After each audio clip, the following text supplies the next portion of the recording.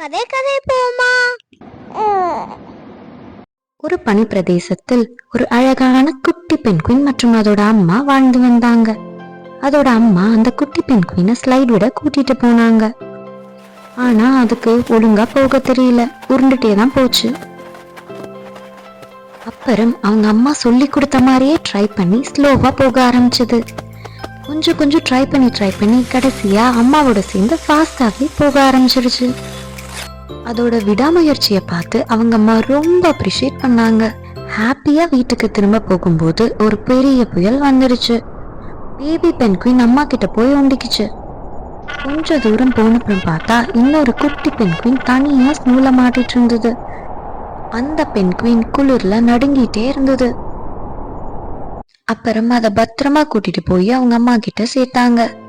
ஒரு பெரிய ஹக் கொடுத்துட்டு பாய் சொல்லிட்டு கிளம்பிட்டாங்க. ஒரே நாள்ல எவ்வளோ தைரியசாலி ஆயிட்டோம்னு நினைச்சு ரொம்ப பெருமைப்பட்டுச்சு. அவங்க அம்மா கூட சேர்ந்து ஜாலியா ஸ்லைட் விட்டுட்டு இயற்கையை ரசிச்சுட்டு அதோட காலத்தை வாழ்ந்துச்சு. முயன்றால் வெற்றி நிச்சயம். Thank you for watching and subscribe to our channel.